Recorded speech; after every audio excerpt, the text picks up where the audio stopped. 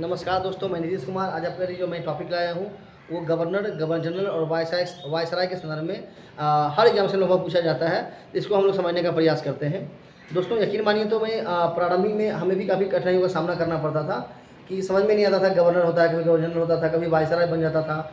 तो वो चीज़ों को दूर करने के लिए मैं आपको जो अपनी भाषा में समझाने का प्रयास करूँगा। जिसे आपसे पूछता है कि 1857 क्रांति में लॉर्ड कौन था, या क्वेश्चन पूछेगा आपसे क्या कि भारत का प्रथम गवर्नर जनरल कौन था, कभी पूछेगा भारत का प्रथम वायसराय कौन था, कभी पूछेगा बंगाल का प्रथम गवर्नर कौन था, कभी गवर्नर जनरल कौन था, कभी अंतिम पूछ देगा। तो काफ़ी कन्फ्यूजन का सामना करना पड़ता था। तो उसको हम लोग दूर करने के लिए हमने ये टॉपिक आपके लिए लाया है। इसको आप समझ लेंगे, आसानी से आपका क्वेश्चन सॉल्व हो जाएगा। जैसे आप पढ़ेंगे क्या कि आपको पता होगा कि यहाँ पर बंगाल हुआ करता था, यहाँ मुंबई हुआ करता था, यहाँ तमिलनाडु मतलब है भी, ये 3 प्रेसिडेंसी हुआ करता था अंग्रेज़ों का।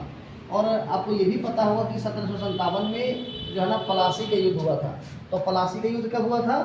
23 जून 1757। और उसके बाद बक्सर का युद्ध हुआ था 1764 को। तो कहा बक्सर का युद्ध हुआ है 22 अक्टूबर 1764 को। जब बक्सर का युद्ध होता है तो प्लासी के युद्ध में अंग्रेजों को मतलब भारत में कदम रखने का जगह मिला। और जो है 1764 में बक्सर युद्ध के बाद तो अंग्रेजों का से मतलब एक शासन ही स्थापित हो गया।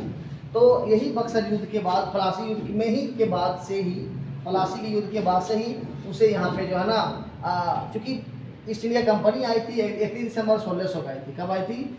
31 दिसंबर 1600 को ईस्ट इंडिया कंपनी आई। तो वो आई थी व्यापार बिजनेस पर्पज से। लेकिन जब उन्हें यहाँ पर शासन स्थापित करना था प्लासी युद्ध के बाद से, तब उन्होंने एक पद लाया जिसे कहा जाता है गवर्नर।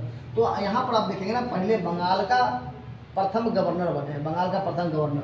फिर आप देखेंगे बंगाल का प्रथम गवर्नर जनरल आया, यहाँ पर हो जाएगा जनरल।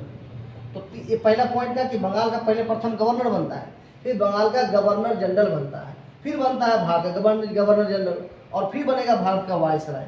क्योंकि गवर्नर जनरल भारत के जो प्रथम रहते हैं वो बेंटिक रहते हैं, अंतिम रहते हैं कैनिंग। और आप लोगों ने पढ़ा हुआ था 1857 क्रांति पढ़ी होगी।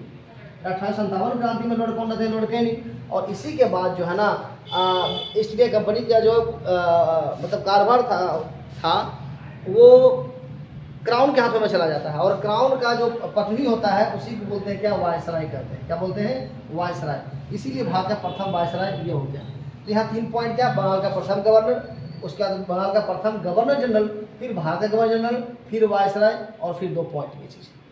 तो आप समझेंगे क्या कि बंगाल का प्रथम गवर्नर प्लासी युद्ध के बाद जो बना था रॉबर्ट क्लाइव। यही रॉबर्ट क्लाइव को कहा जाता है स्वर्ग से उतरा हुआ सेनानायक को संज्ञा दिया गया रॉबर्ट क्लाइव का। क्योंकि ये छोटे से पद के बाद जो है ना ये बंगाल के प्रथम गवर्नर बनते हैं। क्योंकि प्लासी युद्ध में जो ये अंग्रेजों का सेनापति भी थे रॉबर्ट क्लाइव ही थे। तो अगर पूछेगा बंगाल का प्रथम गवर्नर कौन थे तो रॉबर्ट क्लाइव, और अंतिम वारेन हेस्टिंग्स। अंतिम कौन हो जाएगा? Warren Hastings. ये दो पॉइंट याद रहेगा, 2 बार रिपीट कीजिएगा, याद रहेगा। और 1700 आपको पता होगा कि भारत का प्रथम रेगुलेटिंग एक्ट 1773 में आता है। और इसी एक्ट के तहत बंगाल का प्रथम गवर्नर जनरल बना दिया गया। यहाँ जनरल ऐड कर लीजिएगा, गवर्नर जनरल। तो बंगाल का प्रथम गवर्नर जनरल जो बनते हैं वे वारेन हेस्टिंग्स, जो अंतिम रहते हैं वही बंगाल का प्रथम गवर्नर जनरल बन जाते हैं। और अंतिम बनते हैं बंगाल का अंतिम governor general Lord William Bentinck 1833 में। और 1833 जब एक्ट आता है उसी के तहत 1833 एक्ट के तहत ही भारत का प्रथम गवर्नर जनरल बनाया जाता है लॉर्ड विलियम बेंटिक को। और अंतिम अगर बात करेंगे तो लॉर्ड कैनिंग हो जाएगा। मतलब भारत का अंतिम गवर्नर जनरल कौन? तो लॉर्ड कैनिंग। और वही 1858 में जब एक्ट आएगा उसी एक्ट के तहत भारत का प्रथम वायसराय बना दिया जाता है लॉर्ड कैनिंग को। तो 1858 में लॉर्ड कौन हुआ भारत का? ये हो जाएगा लॉर्ड कैनिंग। वायसराय कौन? तो कैनिंग। और अंतिम वायसराय हो जाएगा कौन? तो लॉर्ड माउंटबेटन। और आपको पता होगा 1947 में जब भारत आज़ादी हुआ, कांग्रेस ने रिक्ता होने के कारण जो है ना लॉर्ड माउंटबेटन को बना दिया गया क्या? भारत का प्रथम जो है ना गवर्नर जनरल भी बना दिया गया। स्वतंत्र भारत का प्रथम गवर्नर जनरल बनाया गया लॉर्ड माउंटबेटन को ही। लेकिन 47-48 में इनका काफ़ी विरोध हुआ, क्योंकि आज़ादी के बाद हम लोगों ने अंग्रेजों से लड़ा और उन्हीं को फिर बना दिया गया अब स्वतंत्र भारत का प्रथम जनरल। इसीलिए जो है ना इनको विरोध के बाद वो हटाया गया और स्वतंत्र भारत का प्रथम कर लीजिए या अंतिम भारतीय यहाँ पर ऐड कर लीजिएगा। भारतीय गवर्नर जनरल कौन बने हैं? तो ये स्वतंत्र भारत का प्रथम या अंतिम, क्योंकि एकमात्र व्यक्ति हुए जो श्री राजगोपालचारी को ये पद मिला। तो स्वतंत्र भारत के अंतिम भारतीय गवर्नर कौन बना है? श्री राजगोपालचारी। यहाँ कन्फ्यूजन भी रहता है, कन्फ्यूजन कुछ नहीं है। स्वतंत्र भारत का प्रथम गवर्नर जनरल वगैरह बोलेगा लॉर्ड माउंटबेटन हो जाएगा, और वहीं भारतीय और लगा देगा भारतीय में अंतिम या प्रथम, तो ये हो जाएगा सिराज गोपालचारी। मतलब स्वतंत्र भारत का अंतिम या प्रथम भारतीय गवर्नर जनरल कौन बना है, तो सिराज गोपालचारी।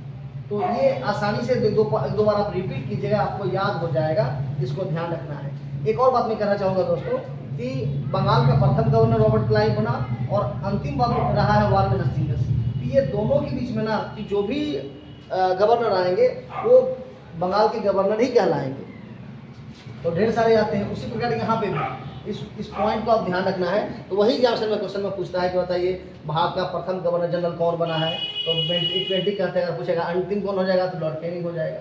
तो कुल मिलाकर आपको इसको याद रखना है कि बंगाल का प्रथम गवर्नर कौन बना, फिर बंगाल का प्रथम गवर्नर जनरल कौन बना, भारत का प्रथम गवर्नर जनरल, उसके बाद भारत का वायसराय, फिर स्वतंत्र भारत का प्रथम और स्वतंत्र भारत का अंतिम और प्रथम भारतीय गवर्नर कौन हो जाएगा, सिराज गोपालचारी। तो आई को ये छोटा सा टॉपिक है, तो आपको ये समझ में आ जाएगा। इसके बाद जो है ना आपको समझ में आ गया होगा कि गवर्नर जनरल और वायसराय क्यों कहा गया। तो आई होप ये वीडियो आपको अच्छा लगा होगा। Thank you.